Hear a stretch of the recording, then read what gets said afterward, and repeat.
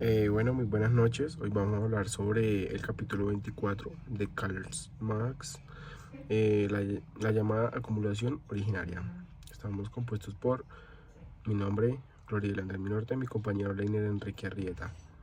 Bueno, introducción a la teoría. Este capítulo aborda la génesis histórica del capitalismo. ¿Qué quiere decir? Que él analiza en cómo se separó el productor de los medios de producción y cómo se dio la ruptura del origen al capital. La acumulación originaria también explica el nacimiento o el crecimiento del sistema capitalista a partir de una expropiación y la violencia económica. ¿Qué quiere decir esto? Que los expropiaron de sus tierras, hicieron que se formaran dos grandes grupos. Aquí dice, contexto histórico y filosófico. Esta obra, El Capital, que fue, primero, tomó la crítica a la economía política.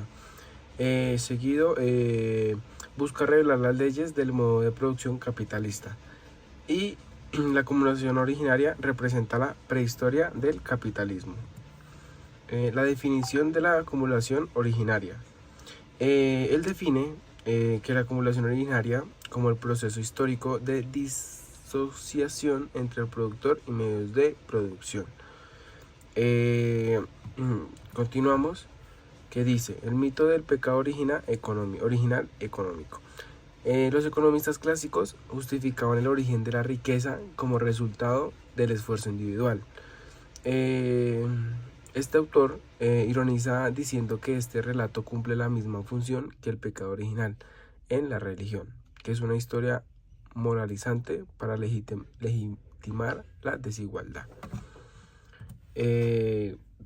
La transformación del dinero en capital. Para que el dinero no se convierta en capital, de enfrentarse a dos clases: los propietarios de los medios de producción, que fueron los burgueses, que en ese tiempo fueron los que le quitaron las tierras a los obreros, que como ya lo hice en el segundo punto, que son ellos, que solo poseen su fuerza de trabajo, o sea, solo ponen lo que tienen que hacer del trabajo. Inglaterra, como sexto punto vamos a ver Inglaterra como modelo histórico. Inglaterra fue como la parte principal de este capítulo. Marx utiliza el caso inglés como ejemplo clásico de acumulación originaria, que es expulsación de los campesinos de sus tierras, como ya lo había hablado. Y así nace el proletariado moderno. Las leyes del cercamiento. ¿Qué decía este? Estas leyes transformaron la tierra en la propiedad privada burguesa, como ya lo había dicho. ¿Qué consecuencias trajo? Que fueron la destrucción de sus aldeas, la migración masiva hacia las ciudades y nacimiento del trabajo asalariado. Esto podemos asimilarlo con el conflicto armado de aquí de Colombia, ya que gracias a esto hubo personas o familias que tuvieron que despojarse de sus tierras porque o si no les hacían daño. Buenas noches, mi nombre es Leiner Arrieta Romero y yo seguidamente a lo que dijo mi compañero Gloridel, voy a seguir dándole unos puntos sobre esto. La reforma protestante y la expropiación eclesiástica. La reforma del siglo XXI expropió las tierras de la Iglesia Católica en Inglaterra. Estas tierras fueron vendidas o regaladas a nobles y burgueses. Violencia y legislación. La acumulación originaria fue acompañada por violencia física y jurídica. Los castigos incluían latigazos, el cancelamiento y deportación. La ley se convierte, según Marx, en un instrumento del capital para reproducir la desigualdad. 10. La expropiación en Escocia e Irlanda. En Escocia, los Craiglin del siglo XIX expulsaron a miles de familias campesinas para dedicar las tierras a pastos y caza. Marx denuncia las limpiezas de fincas como un acto de barbarie moderna. Les voy a decir algunas de las consecuencias sociales y económicas. 1. Formación de proletario libre y de poseído. 2.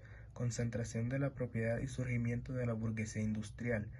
3. Expansión del mercado laboral asalariado. Como interpretación teórica tenemos la acumulación originaria, muestra que el capitalismo no nació de la libertad, sino de la coerción. El proceso histórico crea las condiciones para la producción de plusvalía. y Marx desmonta la ideología liberal al demostrar que la base del sistema es la explotación estructural del trabajo humano.